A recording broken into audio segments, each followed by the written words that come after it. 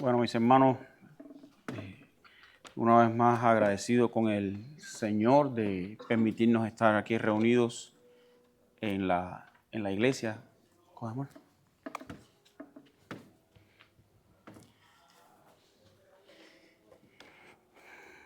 Y como habíamos empezado a estudiar la semana pasada acerca de las autoridades civiles y a modo de recordación, ¿no? Vamos a tocar primeramente el párrafo número 1, donde dice que Dios, el supremo Señor y Rey del mundo entero, ha instituido autoridades civiles para sujetarse a Él y gobernar al pueblo, para la gloria de Dios y el bien público, y con este fin les ha provisto con el poder de la espada para la defensa y el ánimo de los que hacen lo bueno y para el castigo de los que hacen el mal. Y mayormente el pastor se había enfocado mayormente en lo del tema de la pena de muerte. Habíamos visto a grandes rasgos, mayormente puntualizaron más eso, pero lo que estamos viendo inicialmente vemos cómo dentro de las autoridades, y es algo que cada creyente debe abrazar y entender, y es precisamente que las autoridades están instituidas por Dios. Y es como dice el primer párrafo, dice Dios, el supremo Señor y Rey del mundo entero. Hay una característica que los autores de la Confesión de Fe están poniendo, o sea, que es Dios quien la instituyó. No se llevó a votación, no es porque el gobierno de cada lugar lo instituye el pueblo. No, la policía está puesta, gústele o no le guste al ciudadano. Es algo necesario.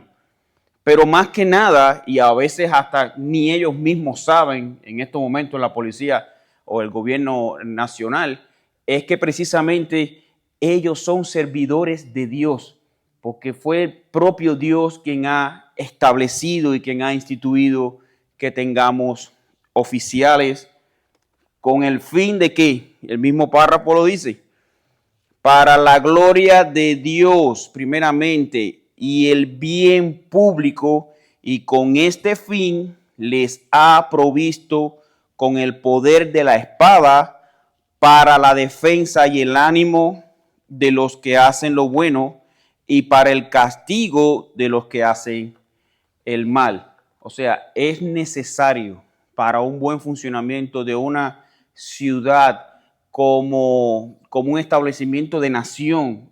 Ya nosotros no somos tribus, y aún dentro de las tribus hay ciertas autoridades, pero ya este establecimiento de gobierno, de oficiales, con el fin de la preservación del bienestar del pueblo, ¿no? Entonces, el segundo capítulo dice, es lícito para los cristianos aceptar cargos dentro de la autoridad civil cuando sean llamados a ocuparlos.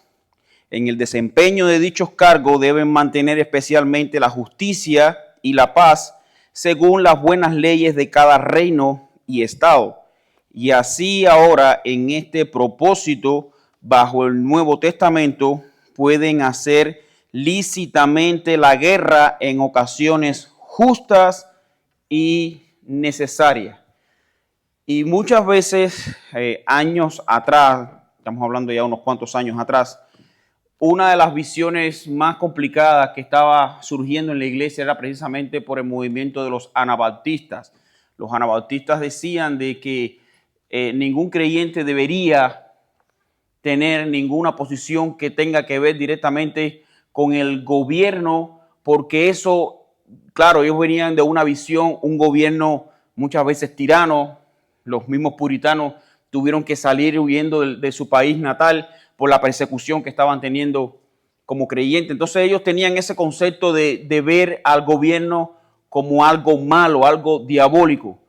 Pero no, precisamente es parte fundamental de un creyente que pueda ejercer como gobierno precisamente por quien la instituyó. O sea, tenemos una armonía entre un creyente y el gobierno, no porque nos llevemos bien con el gobierno, sino porque sabemos nosotros que quien instituyó todo lo que es las autoridades fue el propio Dios.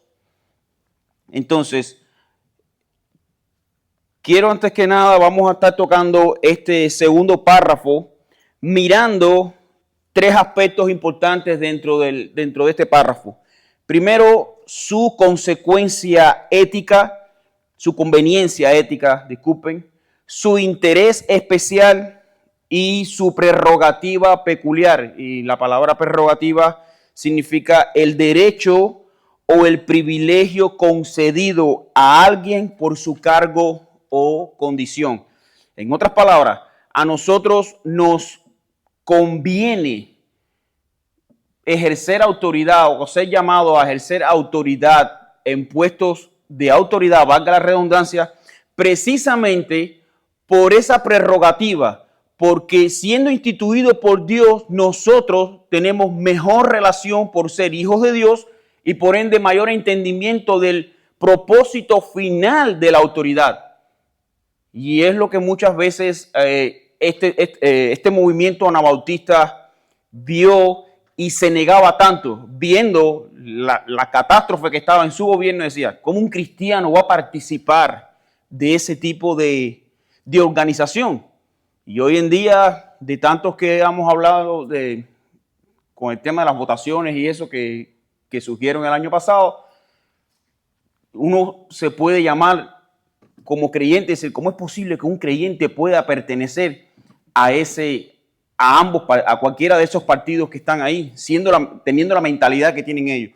No, y es precisamente por la prerrogativa que nos identifica a nosotros, deberíamos, los creyentes, que si se nos llama a eso, deberíamos aceptar. No precisamente lo vamos a salir a buscar, pero si se nos llama a ejercer esa autoridad, más que cualquiera deberíamos nosotros aceptar por precisamente el llamado, viéndolo como lo que es un llamado de Dios hacia esa persona para ejercer la autoridad. Y podemos verlo, vamos a buscar el Salmo 82, versículos 3 y 4.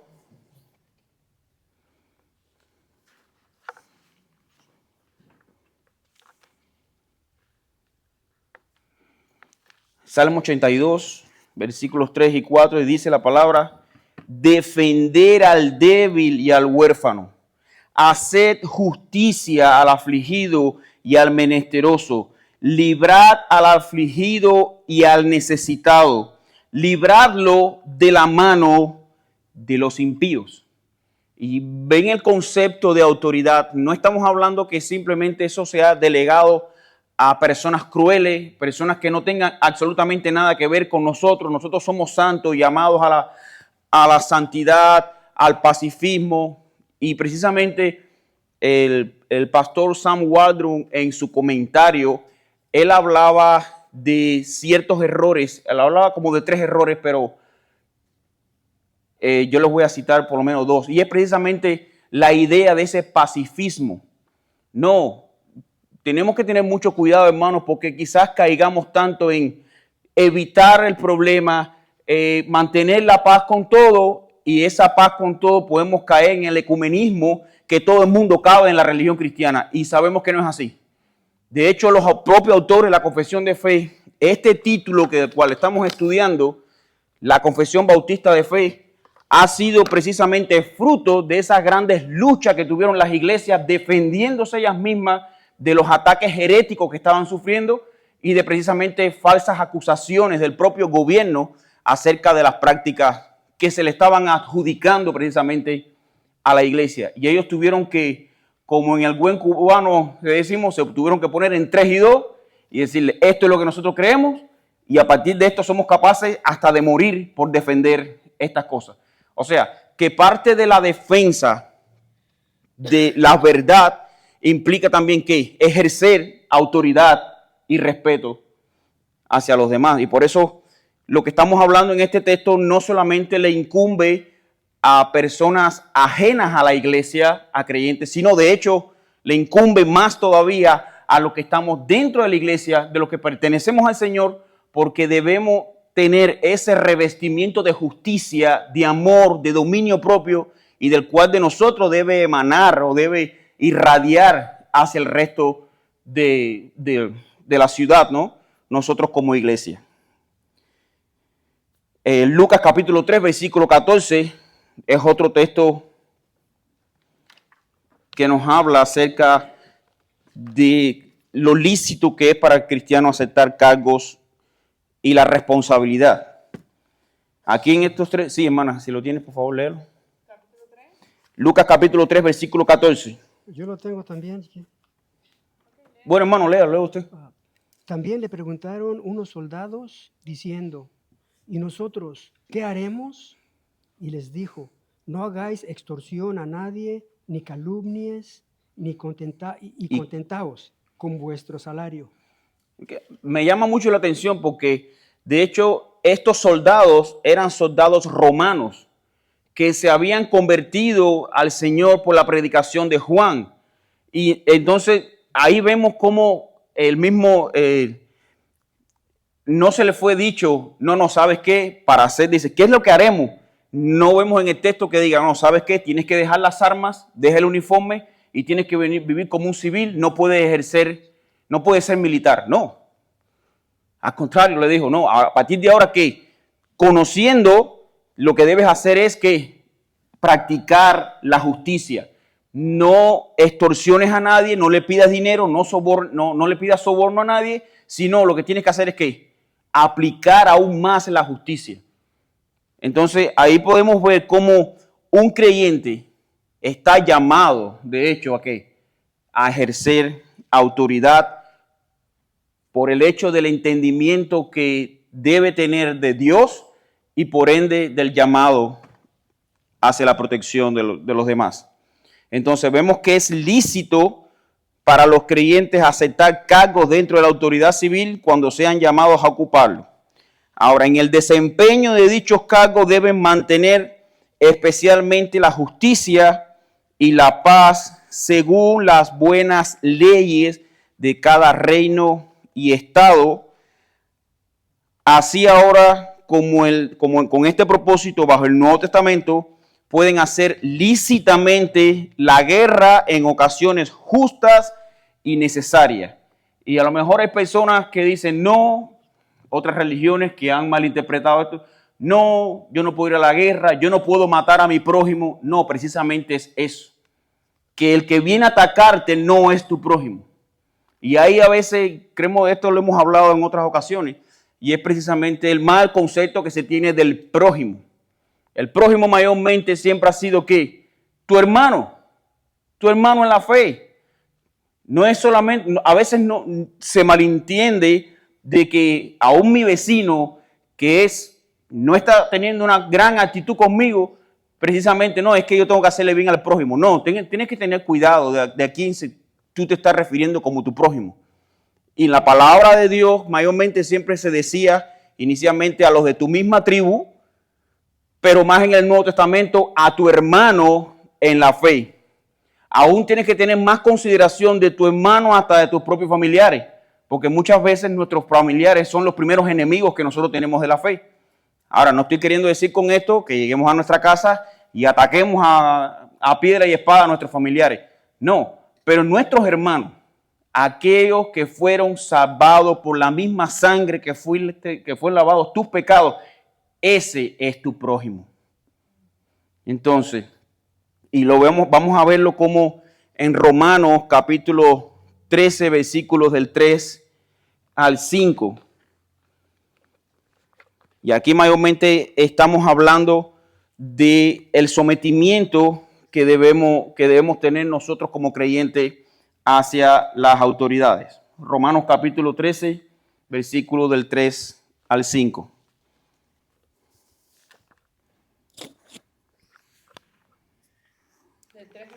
Sí. Porque los magistrados no están para infundir temor al que hace el bien, sino al malo. ¿Quieres, pues, no temer la autoridad? Haz lo bueno y tendrás alabanza de ella, porque es servidor de Dios para tu bien. Pero si haces lo malo, teme, porque no en vano lleva la espada, pues es servidor de Dios, vengador para castigar al que hace lo malo. Por lo cual es necesario estarles sujetos, no solamente por razón del castigo, sino también por causa de la conciencia. Exacto. Lo que podemos ver aquí, hermano, es que es conveniente que nuestros gobernantes sean creyentes, o al menos que tengan un poco de temor y respeto del cargo que están ejerciendo, porque precisamente dice que ellos son ¿qué? Servidores de Dios. Y es lo que y quiero volver a ser reiterativo. Muchas veces en el contexto presente que estamos viviendo, ninguno de ellos a lo mejor se imagina que ellos son servidores de Dios. Pero nosotros sí sabemos que quienes están puestos por autoridad están instituidos por Dios, aunque ellos no lo sepan, y nosotros debemos entonces que someternos a las autoridades. No por lo abusivo y lo terrorífico que puedan ser, sino porque Dios lo ha mandado así. Y aquí en la palabra de Dios podemos ver de que Dios no nos ha llamado a ser rebeldes contra nuestros gobernantes, sino sé que obedientes a los gobernantes, porque de esa manera estamos obedeciendo aquí a nuestro Dios. En las Escrituras encontramos varios ejemplos de hombres piadosos que ejerciendo cargos de autoridad. Podemos ver que tenemos el ejemplo de José. José, siendo vendido por sus hermanos, dice que llegó a ser ¿quién? La mano derecha del faraón. Podemos decir que llegó a ser el gobernador de Egipto. O sea, él era el vicepresidente. O sea, y estamos viendo que no era una nación que trataba bien a su pueblo. De hecho, estos ejemplos que podemos ver esa similitud en los tres. Podemos ver también el caso de Nehemías. Nehemías, quien también ejercía sus labores dentro del reino. Y fue un hombre que servía a un reino no muy piadoso, pero sin embargo, el ejercicio de la ley le exigía de que él sí tenía que ser piadoso. Y de hecho, el rey le tenía alta estima.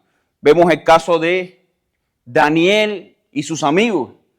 Daniel fue llamado, dice, desde joven, se calcula que Daniel debe haber llegado a Babilonia como entre unos 13 y 17 años aproximadamente, y sin embargo fue preso. Él no llegó porque quería, él no llenó una aplicación, se sacó una beca completa para estudiar en Babilonia, no, a él lo llevaron preso, a él y a sus amigos.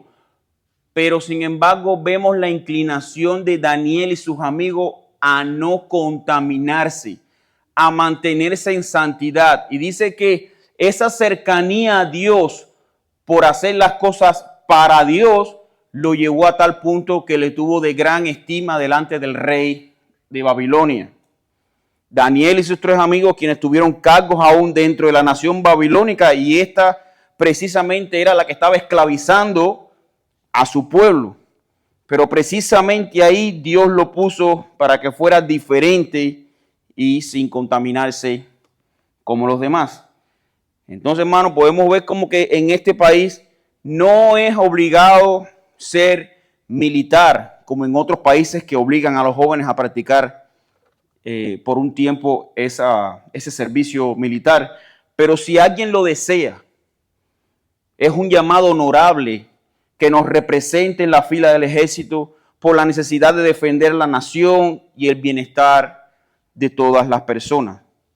Y aún más si es creyente, porque sabe que es un llamado como servidor de Dios. Es un excelente llamado, un llamado honorable. Sigue diciendo los autores de la confesión de fe en el capítulo, en el párrafo 3. Si alguien tiene algún comentario, disculpe, una pregunta, quieren... Sí, hermano. Una duda sobre el comentario del prójimo. Que en el Sermón del Monte el Señor Jesús nos enseña que debemos amar a nuestros enemigos, perdonarlos. Y él da el ejemplo del samaritano con el judío. ¿Quién es tu prójimo? Los judíos odiaban a los samaritanos. Pero fue un samaritano que le hizo bien al judío, a pesar de que el judío lo odiaba. Pero fíjate que los mismos samaritanos tenían trascendencia con los judíos. Eran los judíos que tenían para decirle, esa ira malintencionada contra los samaritanos. Sí. Y de hecho el Señor dice, amar a vuestros enemigos, pero no lo pone a los enemigos como prójimos. Pero si te fuera posible amar a tus enemigos, amadlos. Además, Pablo también en Gálatas dice que le hagamos el bien a todos, exacto, sin excepción de personas. Exacto. Por eso te digo, no es que ahora tengamos ira o malos pensamientos contra... No, si es posible estar en paz con todo, hacerles bien. Ahora, pero mucho más a quién, a tu prójimo. A la familia, y la aclaración a la familia de la fe. Y ese es mi concepto o mi recomendación en esta clase con respecto a eso del prójimo, es que nosotros entendamos realmente quién es nuestro prójimo. Nuestro prójimo no puede ser cualquiera de la calle si es una persona que realmente está hablando en contra de nosotros, nos quiere hacer el mal por la fe que practicamos. O sea, ese no es nuestro prójimo. Ahora nosotros, por el deber que Dios nos ha puesto, ¿de qué? De predicar su palabra, de hacerles bien a todos los demás que sean alcanzados por ese bien. O sea, no paguemos mal por mal, sino que paguemos el bien. Que no hagamos el mal a los demás, sino que lo paguemos con bien. Pero no precisamente estamos hablando de que yo tengo que hacerle bien porque él es mi prójimo. No, él no es mi prójimo. Ahora, Dios me exige que por la sangre que él derramó en mí, que perdonó mis pecados, que yo manifieste en los demás ese amor que Cristo manifestó en mí. Y aún contra los enemigos también. Y aún contra los enemigos. Es muy difícil, sí, pero no imposible. Es una... Sí, hermano. ¿Y dónde queda el quinto mandamiento? Vamos a ver el quinto mandamiento. No matarás. No, ese es el quinto, es honra a tu padre y a tu madre. Y el sexto es no matarás. No matarás. Sí, ok. Estamos hablando de no matarás por el hecho de que tú utilices una venganza contra esa persona. Pero no precisamente que nosotros nos volvamos corderitos mansos. De hecho, el mismo que instituyó, el mismo que dijo no matará, fue el que le dijo al pueblo de Israel, ve y mátalos a todos. Yo los he entregado en tu mano, ve y mátalos. Y no le estaba matando Satanás, lo estaba matando el pueblo de Israel ordenado por Dios. O sea, el no matarás, estamos hablando de que tú te ensañes voluntariamente contra cualquiera. No, tú no tienes el derecho de quitarle la vida a cualquiera. Pero hay leyes dadas por Dios que te dan la autoridad, y podemos buscarlo en todo el resto de la Escritura, como el mismo Dios le decía, cuando había un caso de adulterio, sácalo, ¿y qué pasaba? Y apedréalo. ¿Me entiendes? Entonces, por eso, y ese es otro error que muchas veces nuestra sociedad ha caído, de querer ser más santos que Dios. El mismo Señor lo dijo, aquel que te mata, dice, a hierro muere. Claro, ya con Cristo, aún el matar al hermano o a la persona va más allá del acto físico de tomar un arma y quitarle la vida. ¿Y en qué momento dice el mismo Señor Jesucristo? Dice, si tú le llamas fatuo a tu hermano, ya lo estás matando. O sea, si tú le llamas estúpido, porque ya Cristo estaba llevando no tanto la ley a la parte reglamentaria y física, ya lo estaba llevando a la raíz. ¿Y dónde está la raíz de nuestros pecados? En nuestro corazón. En ese mandamiento, Cristo le hace un énfasis a los judíos. Porque él le dice, en ese mandamiento, le dice, está escrito, no matarás. Pero yo os digo, o sea, lo llevó a un plano más profundo, espiritual. Más profundo. Lo llevó a un profundo del corazón. Cualquiera que diga a su hermano, fatu, lo hace culpable de juicio, ¿no? De muerte. De muerte, exactamente. Cristo lo llevó mucho más allá. Mucho más allá. yo nunca he cometido adulterio. Cristo lo llevó mucho más allá. Mucho más allá, exactamente. Cualquiera que mira a una mujer Para codiciarla en su la corazón. dice, no para codicia, dice, y la codicia en su corazón Ujú. ha adulterado. ¿Qué quiere decir? Que nadie se escapa, porque los mandamientos de Dios y su santidad es tan grande que no se basa en una ley escrita, Ujú. sino se basa en la ley del corazón. ¿Entiendes? Dios lo lleva al corazón para que nosotros entendamos de que nosotros no podemos, porque los judíos hubieran dicho, de hecho, el joven rico le dijo a Cristo, yo he cumplido todos los mandamientos. Ujú. ¿Era verdad o mentira? Aunque Cristo no se lo refuta, Cristo le dijo, bueno, vende todo lo que tiene. Ah, qué bien, vende todo lo que tiene. O sea, lo llevó al Lo corazón. llevó al pecado de Él su tenía corazón. codicia en su corazón, y sin embargo dice que se fue entristecido. Cristo lo llevó mucho más allá, porque fíjate que Cristo no le dice que no lo cumplió, sino lo llevó más allá al corazón de él, que solo Dios conoce nuestro corazón. Y él entiende que dice, él entristecido se fue. No, hay muchos ejemplos que el Señor pone. Un ejemplo cuando dice en el texto, cuando dice que estaba la casa, dice, el hombre fuerte, y viene un hombre más fuerte y arrebata sus bienes. Ahí estamos hablando, ahí no solamente estamos hablando de la obra de Cristo, que vino y arrebató a los que estaban poseídos por el diablo, a los que Dios, el Satanás lo había poseído por el pecado, sino ahí también podemos entender cómo la defensa, o sea, la preservación de nuestra familia y de nosotros mismos lleva a que nosotros que defendamos. Ahora, por la defensa del bien y la integridad física de nuestra familia conlleva que alguien tenga que morir, va a morir. Y eso no te quita, no te exime a ti de que no, pues estoy violando el quinto mandamiento. No, o sea, tú vas a velar porque por la integridad de tu familia. El asesinato. De hecho, mira hasta dónde llega el amor de Dios. Y eso lo estaba conversando con mi hermano la semana pasada. Cómo a veces en el pueblo de Israel, por un accidente, alguien moría. Y Dios había instituido un lugar, una isla, una parte, dice, de refugio para que la familia no tomara venganza sobre esa persona. Decía, vete a ese lugar de refugio. Porque lo mató sin querer. O sea, pero para que la familia no tomara venganza contra esa persona, le decía, vete para el lugar de refugio. O sea, que más allá de cumplir la ley, vemos que esas leyes están para preservación del pueblo. Más está el amor que el mismo acto vengativo. Y lo podemos ver desde Adán.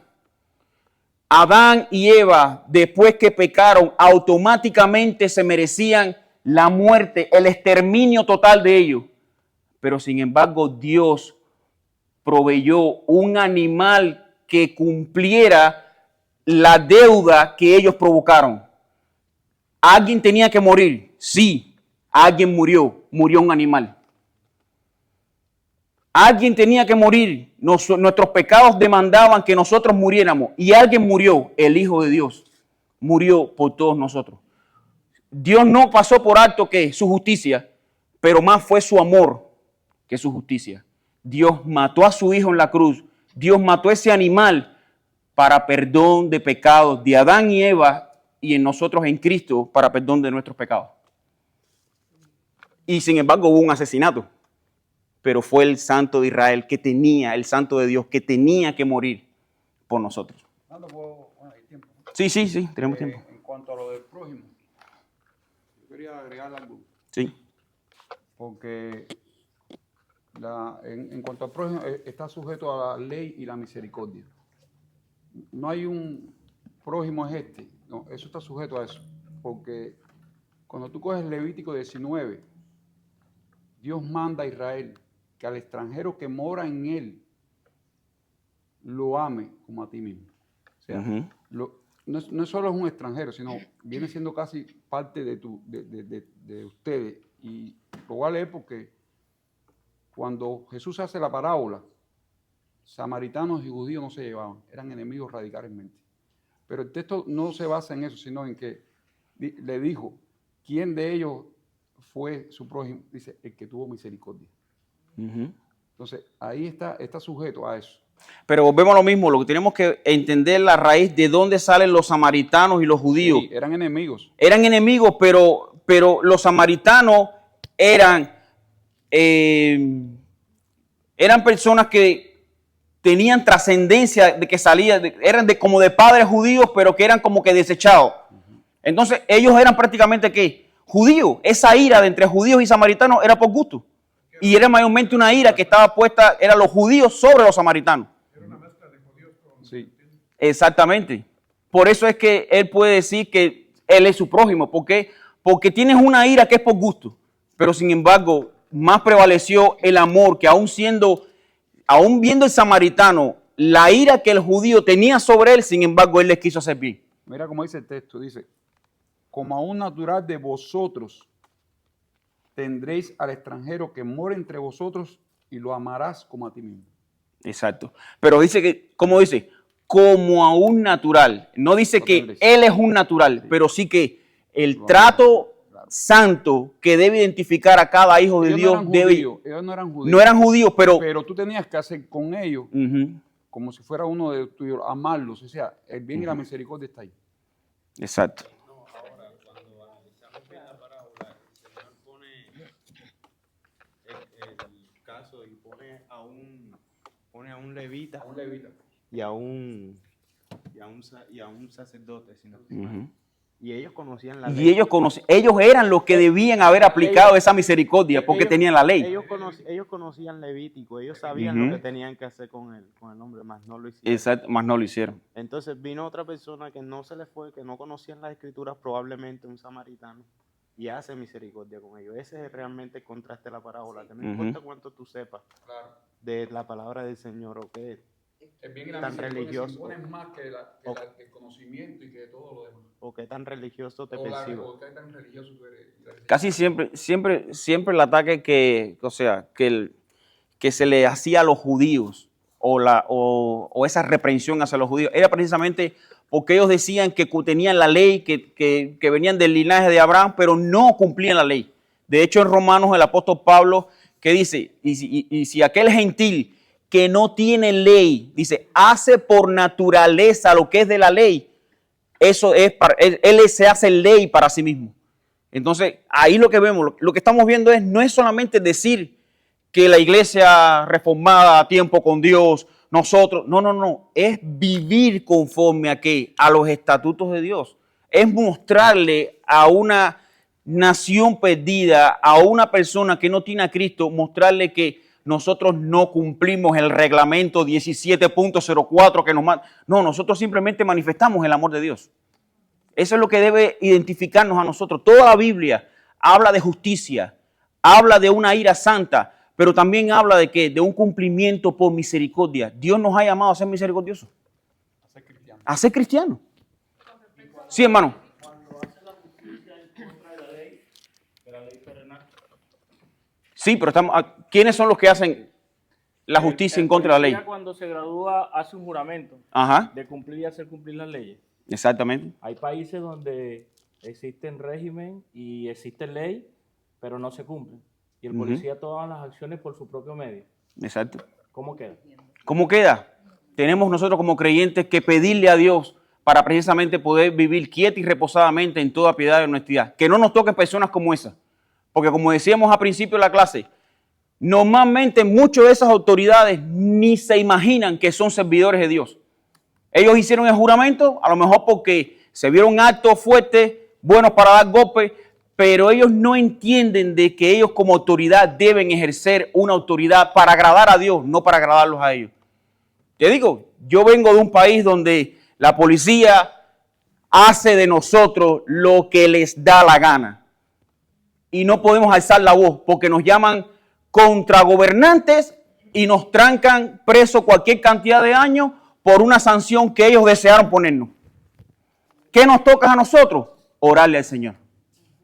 No, pero no me está entendiendo lo estoy diciendo desde el punto de vista del policía. Sí, precisamente.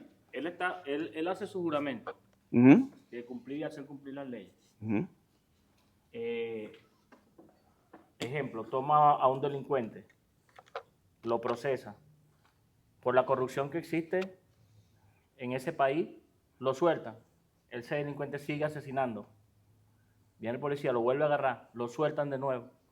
decide después, bueno, no, si lo vuelvo a llevar, va a seguir asesinando, lo mata. Es que estás tomando una venganza que no te toca. Y la policía está actuando mal, estoy conscientemente contigo.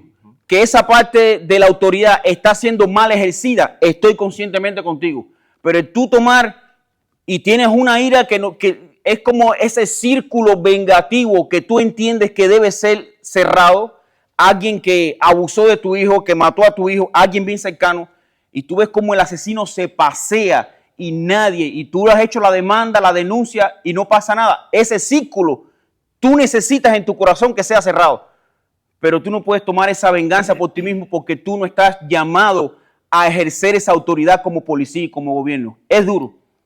Eso es lo que dice el hermano, de hecho, por eso el mandamiento es tan difícil, el de amar a tus enemigos, porque es que eso es una situación bien difícil. Si tú ves que no se cumple la justicia, tú dices, bueno, lo voy a hacer yo, pero es que es lo que dice el Señor, no lo puedes hacer. No lo puedes hacer. Entonces tú tienes ese deseo, pero como es lo difícil de ese mandamiento, de amar a tu prójimo, de amar al prójimo que es el creyente y al no creyente. Y es lo difícil de ese mandamiento. Por eso es que ese interrogante, ¿sabes? Suena como... Es que es difícil porque mira... Al ser humano tú lo hablas y a una persona que no es creyente y no lo entiende. Y dice, ¿cómo es posible? No, yo lo voy a hacer pero es que la Biblia nos dice que no. Por eso es tan complicado y dicen, pueden tildar al cristiano a veces de que, no sé, de varias cosas. Pero realmente de eso se trata, de cumplir eso, que es muy difícil de cumplir. Porque es una situación, como usted ponía el ejemplo, alguien que violó a tu hija, se han visto historias a raíz de la historia, valga la redundancia, de personas que han perdonado a los asesinos que mataron a sus hijos. Pero ¿quién hace eso? El Espíritu Santo solamente, porque como ser humano a lo mejor él quería matarlo. Claro. Pero solamente el Espíritu Santo pone ese deseo en ti de amar a los enemigos. Incluso ese pasaje de Primera de Juan, a donde está hablando de que el que aborrece a su hermano es homicida, está hablando precisamente de eso, del amor. Y es algo que solamente a través del Espíritu vamos a poder lograr. Exacto. Porque es algo bien difícil, es bien complicado. En la palabra de Dios tenemos un ejemplo de un asesino perdonado. Pablo pedía carta a la iglesia para ir a meter preso y de hecho él participó visiblemente en el asesinato de un siervo de Dios. Pero el Señor cuando lo convirtió, ¿qué dijo? Este me es siervo útil. Este me es un siervo elegido. Bueno, para leer un pasaje con respecto a de tomar la venganza por las propias manos, dice Romanos 12:19, dice, no os venguéis vosotros mismos, amados míos, sino dejad lugar a la ira de Dios, porque escrito está, mía es la venganza, yo pagaré, dice el Señor. Ve que también para... Exacto. Sí, hermana. Una cosa importante que te decía, ¿no? Porque es policía y juramentó cumplir la ley, en el caso que le estaba poniendo. Pero el cumplir la ley no estaba en matar a otra persona por su propia cuenta, porque él lo que debe es cumplir que se establezca el orden en una ciudad, etcétera. Agarró preso a uno, tiene que llevarlo delante de los jueces y, claro, tiene que llevarlo delante de los jueces y que los jueces hagan, aunque sean corruptos. El deber de él es solo aprenderlo y llevarlo. ¿Entiendes? Sí, exactamente. Es... Porque si no fuera un caos total en toda la sociedad. Claro. Si no hay leyes o alguien que haga cumplir las cosas, aunque a veces se hagan mal, se crea un caos en la sociedad. Y ya todo anda así. El policía, si no es creyente, no le va a importar nada. Claro. Sí, claro. El policía en el juramento no dice que tiene que matar. Bien. En el juramento que él hizo, ese juramento no está que él tiene que matar. A no ser en defensa propia. Exactamente. Sí puede. Sí. Pero en defensa propia. En defensa propia. Sí, pero hay policías, o sea, que es entendible que tengan que aplicar aún la fuerza por su propia preservación. Estamos viviendo en un país que cualquiera tiene un arma, uno como policía tienes que detenerlo, tienes que aplicarle la justicia por una violación, un exceso de velocidad, o te llevaste la luz roja, vas a aplicar la justicia normalmente y viene un hombre y te saca con un arma. O sea, si tú estás entrenado para eso, tú le quitaste la vida a esa persona, o sea, tú le quitaste la vida, pero hiciste lo que tenías que hacer, estás preservando tu vida. Exactamente. Pero ese ciudadano, de hecho, Hay muchos videos que siempre aparecen en la... Pero entonces si vuelve a cometer eso y vuelve a entrar, no estás preservando la vida del ciudadano, porque tú sabes que lo van a volver a soltar. Pero imagínate, estamos viviendo en una... Que lo van a volver a soltar. Exacto, pero hasta donde a uno le toca, debe hacer su papel. Como ciudadano, ir a las autoridades y denunciar el delito. Como policía, ir y apresar a ese delincuente y llevarlo a los jueces. Pero si encontramos con jueces más bajos y el juramento de cumplir y hacer cumplir las leyes. pero estamos hablando que... Exacto, pero estamos hablando que estás haciendo un juramento no bajo Dios, porque esa gente no entiende quién es Dios. Uno como creyente es que debe entender esas cosas. Y cuando viene un policía y te detiene, aunque no tenga la culpa, aunque tú no hayas sido el culpable, tú, por obediencia a Dios, debes someterte a la autoridad de policía. Y después, bueno, que el Señor permita que... Sí. Hermano. Espera, déjale, hermano, que tiene que hacer una pregunta. Yo quiero hacer un último aporte con lo que comenta el hermano, porque estamos hablando ya de un caso de irregularidad en cuanto a las leyes. Sí, claro. Que no las hacen cumplir. Y en ese caso, hermano, nosotros no estamos llamados a esperar fidelidad de nadie, porque ni siquiera el Señor Jesús lo esperó de sus discípulos. Entonces, a veces en estos casos es mejor dar lugar, como decía el hermano, a la ira de Dios y entender que nosotros no estamos llamados a esperar fidelidad completamente de las otras personas. Y en este caso de las leyes, que lo deberían hacer, pero si en estos casos de irregularidad, si nuestro Señor Jesús fue traicionado por sus propios discípulos, ¿cuánto más nosotros deberíamos pensar que estamos dispuestos a... Precisamente el tercer párrafo habla precisamente de eso. Dice, habiendo sido instituidas por Dios las autoridades civiles con los fines ya mencionados, y les debe rendir sujeción en el Señor en todas las cosas lícitas que manden, no solo por causa de la ira, sino también de la conciencia, y debemos ofrecer súplicas, oraciones a favor de los reyes y de todos los que están en autoridad, para que bajo su gobierno vivamos una vida tranquila y sosegada en toda piedad y honestidad. Como creyentes, lo que tenemos que hacer es orar. Señor, ¿cuánto no sufrieron el pueblo de Israel 420 años bajo yugo de egipcio?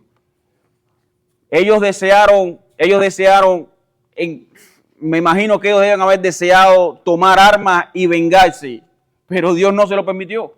De hecho, hubo un momento en la historia que el mismo faraón tuvo temor del pueblo de Israel porque estaba creciendo en número, y él autorizó, dice, que empezaran a morir todos los infantes varones de menos de 2 años.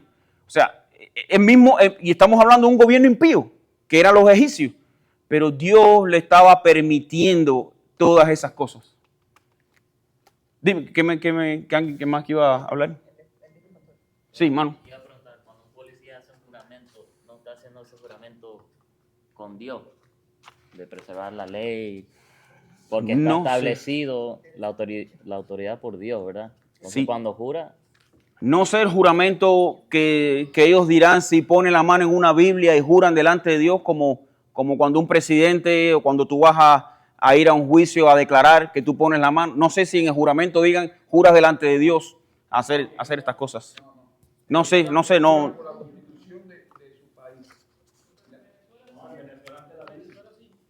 Ah, bueno. Pero no sé aquí si seguirá haciendo eso. O sea, ese... Que no lo exonera, que es No, claro.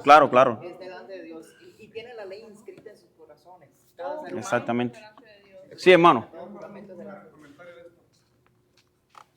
Yo creo que en la persona que hace ese tipo de juramentos, en la persona que no hay temor de Dios, no le importa nada sus juramentos. Así los pronuncia de boca y de ahí nada más salen. Lo vemos mismo en el matrimonio. ¿Cuántas personas no se casan y juran en el matrimonio serle fiel a su esposa?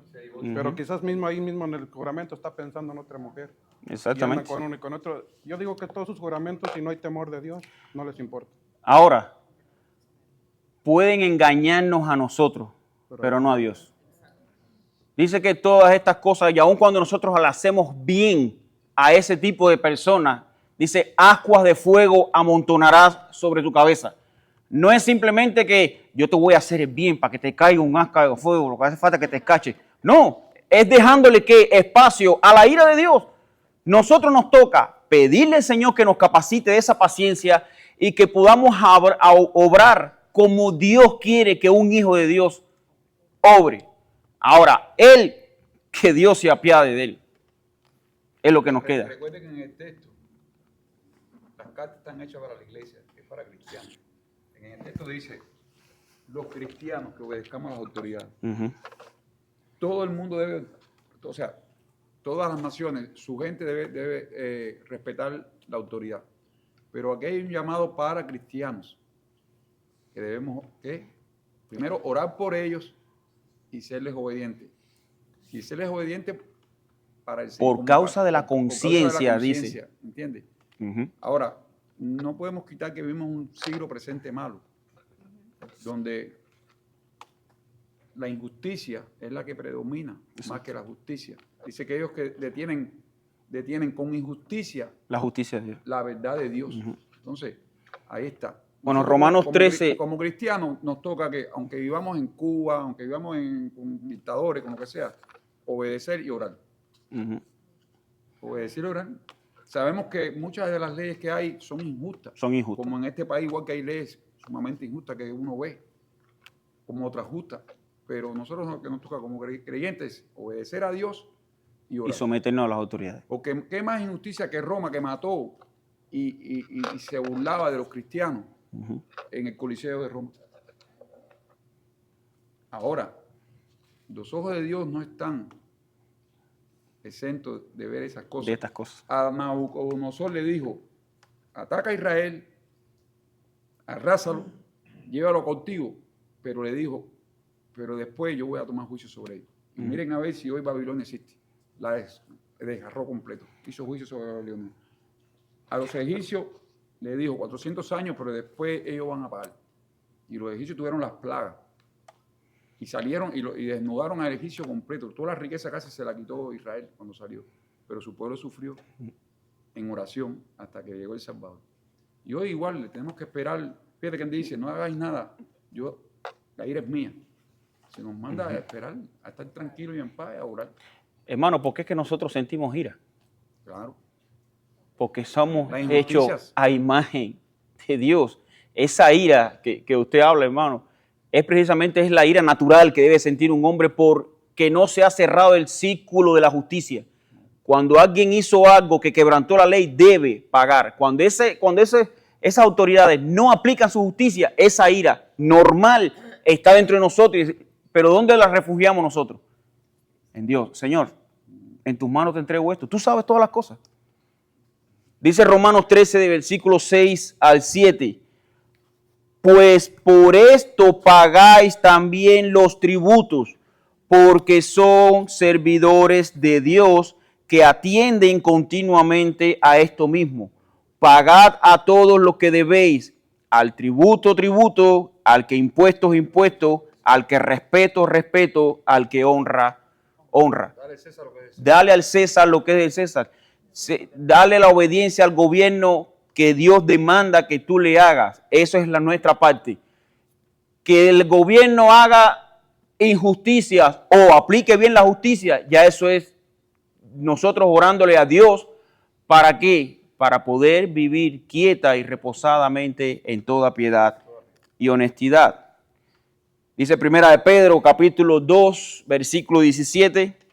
Dice, honrad a todos, amad a los hermanos, temed a Dios, honrad al rey. O sea, ahí está. Tenemos que honrar a nuestros gobernantes. Primera de Timoteo, capítulo 2, versículo del 1 al 3, y es el texto que citamos. Exhorto ante todo a que se hagan rogativas, oraciones, peticiones, acciones de gracia por todos los hombres, por los reyes y por todos los que están en eminencia, para que vivamos quieta y reposadamente en toda piedad y honestidad, porque esto es bueno y agradable delante de Dios nuestro Salvador. ¿Quieres hacer la obra de Dios? Ora. ¿Quieres hacer bien delante de tu gobernante? Ora por ello. No para que se salven, sí, porque esa es una obra que solamente Dios hace, pero en lo que estemos en este presente siglo malo, poder vivir quieta y reposadamente en toda piedad y honestidad. Que nos podamos reunir hoy, día del Señor, y poder alabar a nuestro Dios, es una obra que Dios está haciendo con los gobernantes de esta tierra. ¿Cuántas personas en otros países están siendo masacrados, que entran un grupo de radicales extremistas y acaban a machetazos a todas las personas? Y eso ni tú ni yo nos enteramos por el noticiero, pero está sucediendo. No lo pueden ocultar a nuestros ojos, pero delante de Dios hay un libro que se está llenando de todas esas acciones y Dios va a dar el pago. Sí, hermano. Y algo que quería agregar también como consuelo, ¿no? Porque estamos en una sociedad que realmente no ama a Dios. Entonces, el ser humano, y esto viene de, aunque parezca a veces no entendible, el ser humano no puede hacer todo el mal que quisiera. Porque si el hombre hiciera todo el mal que quisiera, créeme que no hubiera sociedad. Y ahí vemos la misericordia de Dios. A pesar de que hay asesinos, hay homicidas, hay personas que matan personas, aún esa persona que mata no puede hacer todo el mal que quisiera. Y ahí es a donde está el consuelo que tenemos nosotros como creyentes viviendo en una sociedad tan difícil. Saber de que aún llegado el momento llegará esa justicia. Mira, por ejemplo, le pongo el ejemplo de Hitler. Era una persona que conocemos que de la historia que hizo mucho daño, pero llegó a su fin. No pudo hacer todo lo que quiso. Hitler quería acabar con Europa completa, dominar Europa completa, pero Dios le dijo, hasta aquí llegaste, no vas a poder hacer todo el mal que quieras. Y hasta el día de hoy están apareciendo juicios en contra de los militares, personas que tienen 80 años, que están siendo enjuiciados actualmente ahora por jueces que realmente le están dando la debida justicia a esas personas. Quiere decir que al llegado el momento, va a llegar esa justicia que realmente no tuvimos en ese momento. Y ese es el consuelo de nosotros como creyentes, de que Dios, aunque creamos que no está obrando, Él sí obra en su momento y llegará el momento que esas personas van a recibir su justicia y van a dar cuentas delante de Dios en su momento también. Es lo difícil. Es difícil mantener la calma y mantener, o sea, estar centrado en lo que Dios demanda de ti cuando uno está viviendo en tantas injusticias. Eso es natural. Solamente que nosotros podamos expresar o actuar conforme al perdón que Dios nos dio. Y de hecho, parte de la doctrina, cuando el Señor les enseñaba cómo debemos orar, dice, perdona, que nosotros podamos perdonar a los demás así como tú nos perdonaste a nosotros, Señor. Entonces, ahí está la obra de Dios realmente. Que nosotros podamos extender el perdón y el amor, aunque no se lo merezca. ¿Por qué? Porque nosotros tampoco lo merecíamos y Dios murió y nos perdonó nuestros pecados. Es ese sincronismo que debe haber en el creyente. Sí, hermana.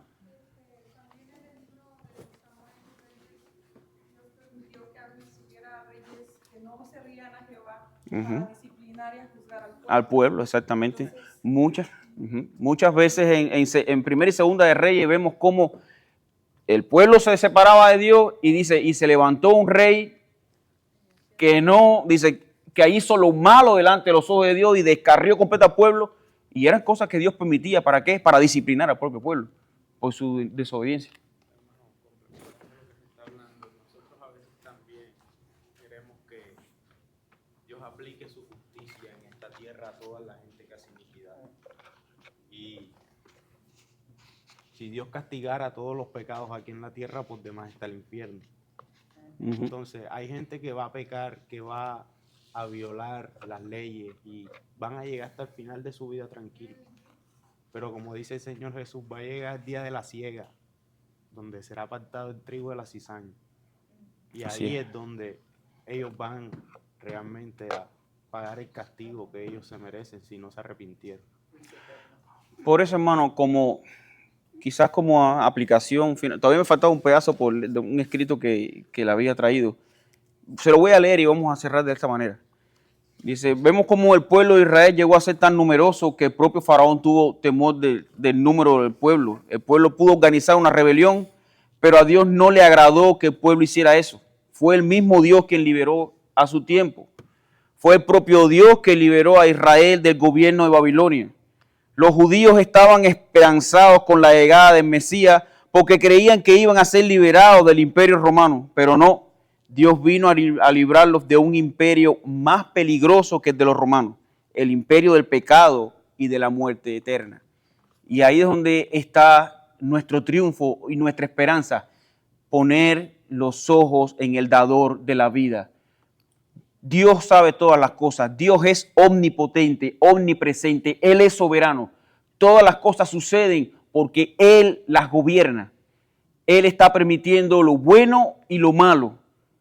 Y lo está permitiendo para un bien mayor hacia nosotros. Dios no está ahí puesto para permitir cosas que nos hagan daño para destrozarnos, sino para sacarnos un bien espiritual, para que nos acerquemos más a Él. Solamente Dios sabe el final de la historia. Nosotros todos somos parte de esa historia, intentando adivinar o doblegar la mente de un Dios totalmente santo e infinito. Eso es un imposible. Pero lo que sí no es imposible es que en Cristo nosotros tenemos perdón de pecado, seguridad eterna y vida eterna con Él. Vamos a terminar, hermanos, en oración. Señor y Padre, gracias, oh Dios, te damos por este momento que tú nos has permitido estudiar tu palabra. Señor, te rogamos por nuestras autoridades, Señor, que nos permita vivir quieta y reposadamente en toda piedad y honestidad. Te pedimos, Señor, por las leyes que se aprueban. Oh Padre, ten misericordia y dale entendimiento a nuestros gobernantes, Padre, para que puedan aprobar leyes que nos beneficien. Solo tú sabes hasta cuándo va a durar todas las cosas, Señor.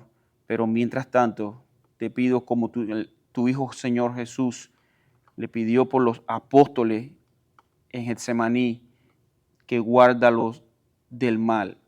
No que nos saques de este mundo porque tenemos que llevar tu evangelio, pero guárdanos del mal. En los méritos de tu Hijo Jesús te lo pedimos todo. Amén. Amén.